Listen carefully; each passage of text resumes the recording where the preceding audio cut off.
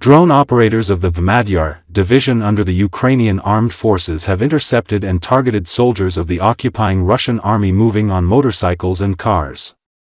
The strikes carried out by kamikaze drones destroyed the soldiers of the occupying army and the vehicles they were using as they were trying to advance across a wide area.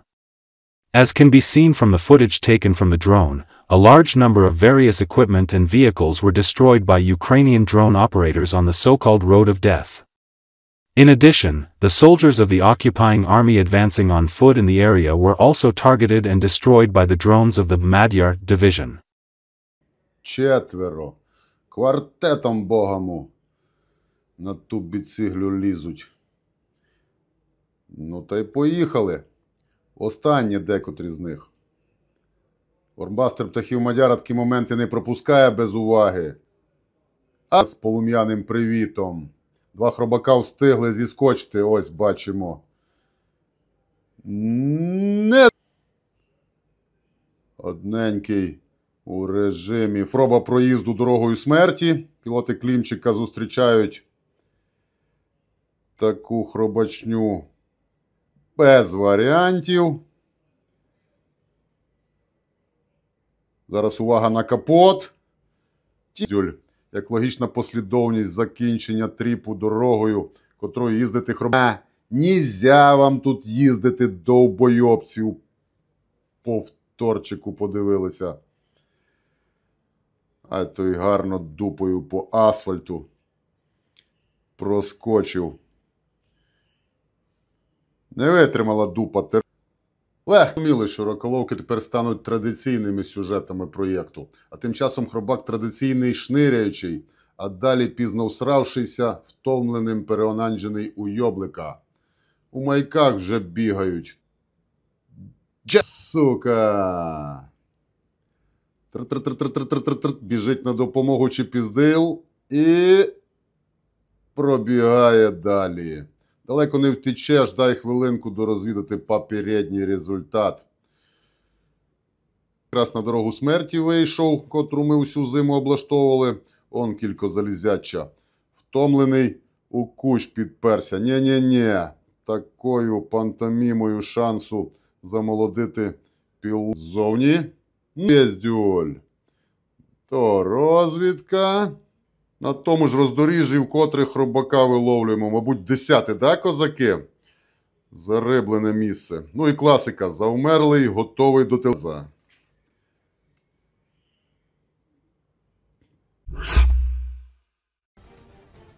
With its armored vehicles running low and Ukrainian drones dominating the skies, the Russian army is being forced to resort to using motorcycles in assault operations. It's a desperate move that could turn into a sensible strategy, Business Insider reports. The author of the publication admits that motorcycles were used in all the great wars of the machine era, but as a means of transportation in the rear and in the frontline zones. The Russians are probably the first to replace tanks and infantry fighting vehicles with motorcycles in combat. Russia's increased use of motorcycles is an adaptation in response to widespread Ukrainian drone strikes on Russian armor and the disproportionate armor losses that Russian forces suffered in late 2023 and 2024, according to a new report from the US-based Institute for the Study of War. It should be acknowledged that the motorcycle has its obvious strengths. It is fairly fast and maneuverable vehicle that can overcome a dangerous zone in a short time, avoiding drone strikes. And that is why the Russians seem to be betting on motorcycle assault squads now. At the same time, the use of motorcycles occurs to a certain extent consciously. Russian motorcyclists are now attacking in columns of 8 motorcycles with the support of electronic warfare EW systems. Russian servicemen are carrying EW systems in the front, center, and at the end of the columns to protect the motorcycles from attacks by Ukrainian drones, said a Ukrainian soldier who is fighting in the Pokrovsk direction. Russia uses motorcyclists in 2 scenarios, either as a hit-and-run method or as a way to quickly break through a fortified defense. The Institute for the Study of War notes that the use of motorcycles was not an idea of the Russian High Command, but a desperate improvisation on the front lines in the face of high losses from Ukrainian drones. The use of drones in the Russian army began in the same way. The Russian Defense Ministry is currently trying to formally organize frontline operations using motorcycles. In particular, it is proposed to create motorcycle training centers as well as integrate motorcycle units into regular military formations. This means that the motorcycle assault concept can be extended to all Russian brigades in Ukraine and possibly become part of Russian tactics in future wars. However, the centralized motorization of the Russian army also carries certain risks, analysts say. In particular, it may reduce the ability of the Russian army to adapt to the new realities of the front, analysts note. Motorcycles have begun to be used for this, and in large numbers.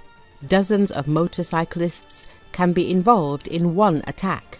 In most cases, such attacks end in nothing but huge losses.